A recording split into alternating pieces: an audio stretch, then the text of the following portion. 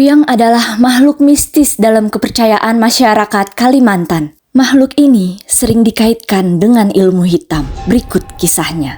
Sepasang suami istri bernama Bimo dan Sri Atun. Bimo yang seorang CPNS ditugaskan untuk mengajar di SD Negeri Muara Tapah, desa terpencil yang membuat Bimo khawatir bila istrinya ikut. Bisa makan gak di sana? Ada listrik gak di sana? Enggak mau kejadian seperti dulu. Sri Atun memilih ikut karena dia tidak mempercayai suaminya yang pernah mengecewakannya. Berangkatlah mereka menuju pedalaman menggunakan mobil. Pertama kali kesini kah? Dalam perjalanan, sopir bercerita kalau desa yang dituju ini pernah mengalami banjir besar yang menelan banyak korban jiwa. Desa tragis. Perjalanan mereka pun ternyata tidak lancar. Tiba-tiba Sri Atun diganggu oleh sesosok kepala melayang yang berapi.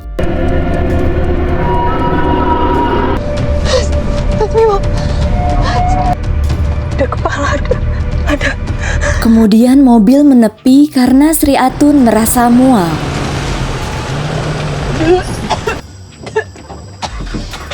Dari arah semak-semak terdengar suara. Sebuah peti mati mendekati mobil mereka. Sesuatu itu berhenti mengganggu mereka ketika mereka memberi sebungkus telur.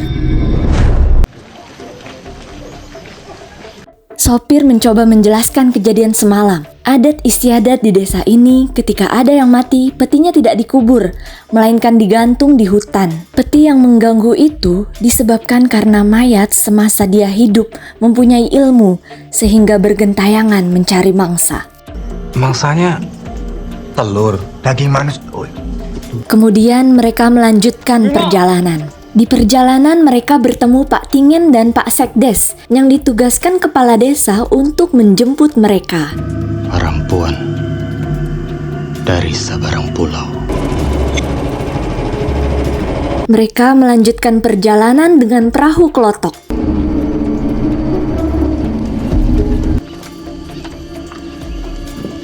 Tinggal lurus saja. Setelah Sampai turun sekolah. dari perahu, mereka harus melanjutkan perjalanan dengan menelusuri hutan. Mereka melihat peti mati yang digantung oleh warga desa di hutan. Yuk, jangan dilihat. Ayo. Lurus. Ada lapangan tuh. Akhirnya mereka tiba di sekolah yang dituju Selamat datang di SD Negeri Muara Tapah. dan bertemu dengan Pak Kasno, kepala sekolah. Pak Kasno mengajak ke Yang rumah tengah itu dinas masih kosong. yang akan mereka tempati. Beliau menjelaskan bahwa di rumah ini tidak ada listrik. Lebih romantis kan? Sebagai seorang pendatang juga, Pak Kasno mulai mengajari mereka adat istiadat di desa itu. Lupa saya. Itu harus dibagi-bagi sama sekeliling. Bimo bercerita bahwa di hutan tadi dia bertemu sepasang kakek dan nenek, Sama nenek tua di hutan. Bu Alang dan Tambai Nyai, sepasang suami istri yang diasingkan warga desa karena dianggap mempunyai ilmu hitam yang mengakibatkan banjir. Ketika malam, mereka kedatangan tamu tak diundang. Tambai Nyai tiba-tiba masuk ke rumah, menghampiri Sri Atun dan membacakan mantra ke arah perutnya.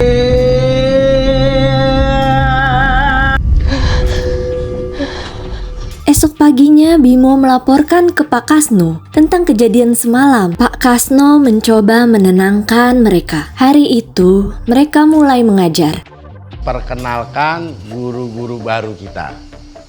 Sri Atun juga ikut mengajar karena ditawari menjadi guru bahasa Inggris oleh Pak Kasno. Kegiatan mengajar ternyata tidak berjalan lancar.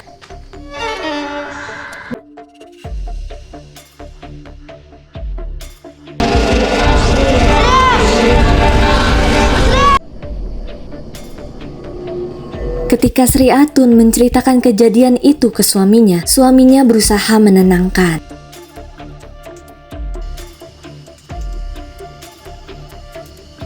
Merasa seperti ada yang ngawasin. Mungkin mereka pasti juga akan menjaga kita.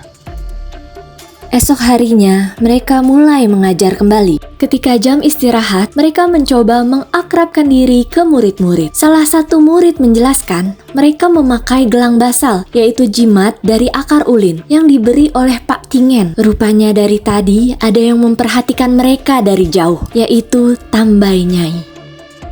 Tiba-tiba terdengar jeritan. Terlihat salah satu murid bernama Mayang melayang di atap sekolah. Pak Kasno menyuruh Pak Bimo untuk menyelamatkan Mayang di atap. Ini aman, Pak. Mayang.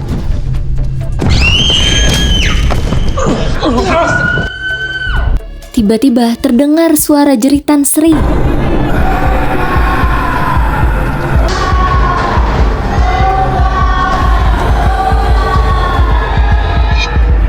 Sri mengatakan perutnya sakit. Malam tiba, lagi dan lagi Sri diganggu oleh Kuyang.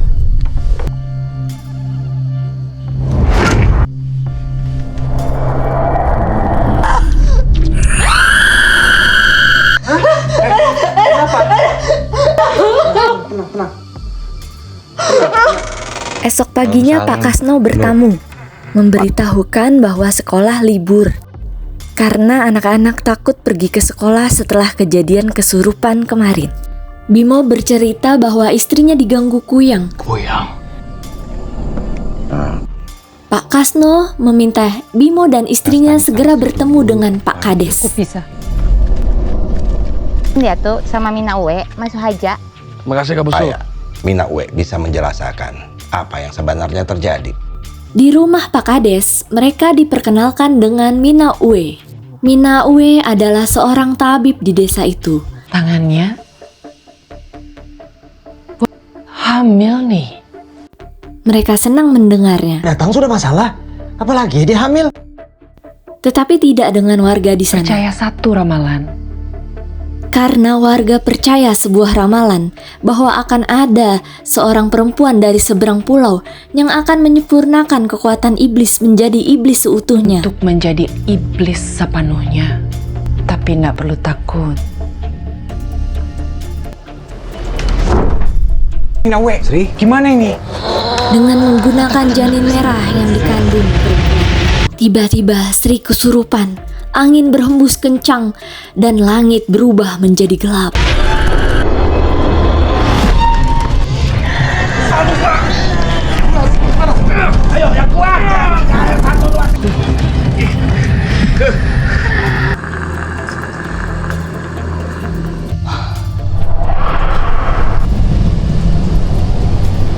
Bawa Mas Sri masuk ke kamar. Ayo Mas Bimo. Ya, hati-hati Mas Bimo. Sudah jelas semuanya. Kita harus ambil tindakan. Pak Sedes mendesak Pak Kades untuk segera menghampiri Tambai Nyai karena sudah membuat kekacauan ini. Nggak ada bukti-bukti kuat keterlibatan Tambi Nyai. Pak Kades, Pak Sekdes ke rumah Tambi Nyai. Bualang, Tambi Nyai. Setelah itu, Sri dan Bimo pulang ke rumah. Makasih loh. Kenapa ada yang kerasukan di sekolah?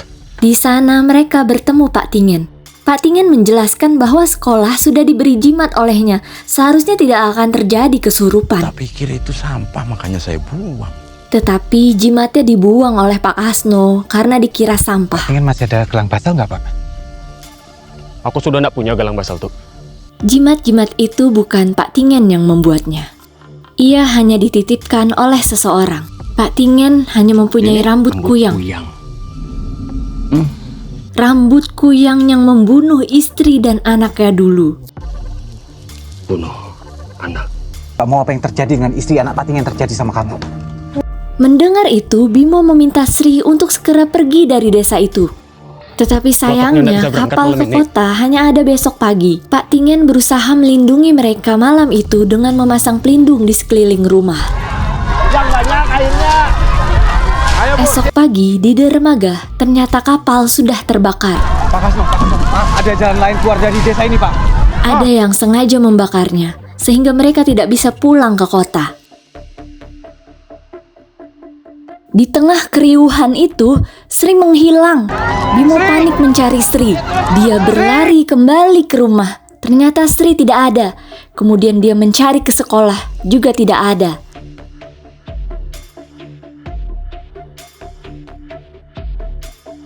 Kemudian Mayang memberitahu bahwa dia melihat Sri.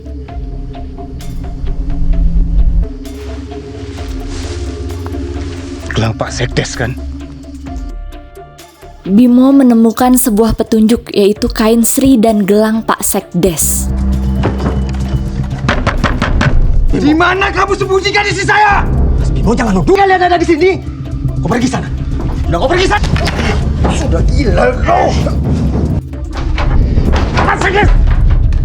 Apa alasannya? Mas Bimo nuduh Pak Sekdes mencuri Mbak Sri. Itu gelang kau kan Pak Sekdes? Kan, dia bohong.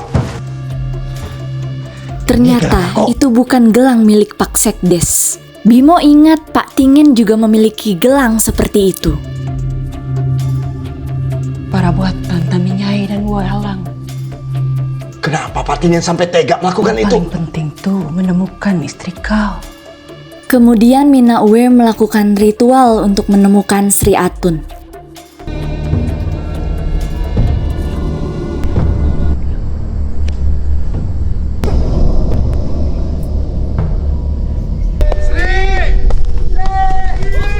Dibantu warga desa, Bimo mencari Sri Atun ke hutan. Mana dia?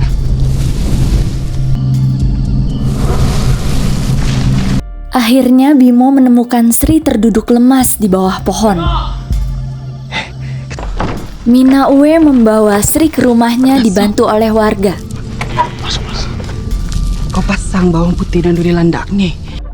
Meminta warga memasang pelindung di sekeliling rumah agar Kuyang Tambeng Nyai tidak bisa mengetahui keberadaan Sri.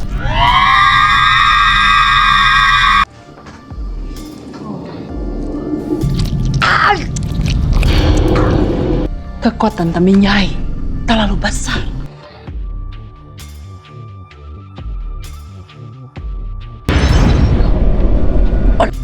Mina Uwe mengatakan yang bisa mengalahkan Tambeng Nyai hanyalah Bimo. Menggunakan senjata yang diberikan oleh Mina Uwe, Bimo harus menusukkan ke tubuh Kuyang yang sedang terpisah dari kepalanya.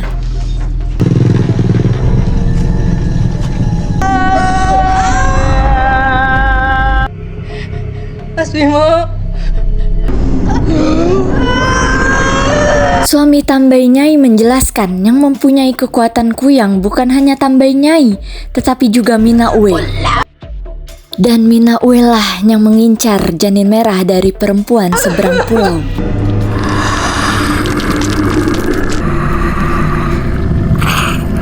Jadi, iblis seutuhnya.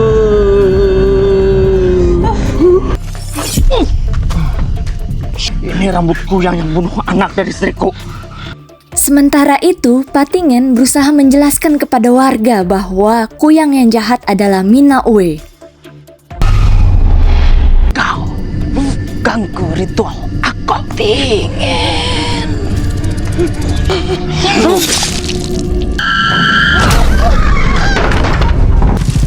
Ketika telah sampai, ternyata rumah Mina Uwe telah terbakar. Tetapi Sri berhasil diselamatkan oleh Pak Tingen. Segera Bimo mencari badan Mina Uwe yang telah terlepas dari kepalanya karena sedang menjadi kuyang.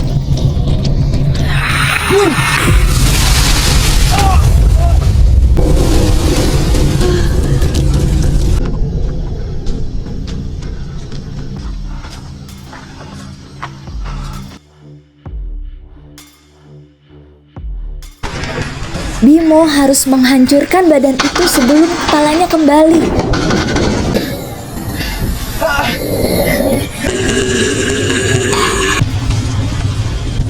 Dilemparkanlah badan kuyang itu ke api.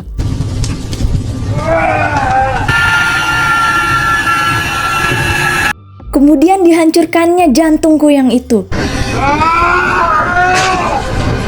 Setelah kejadian mengerikan telah dilewati, Sri dan Bimo kembali mengajar di sekolah dengan damai. Mereka melihat Tambeng Nyai dan suaminya memperhatikan mereka dari kejauhan. Meninggal di rumah tadi pagi. Ternyata Tambeng Nyai dan suaminya hari itu telah meninggal dunia.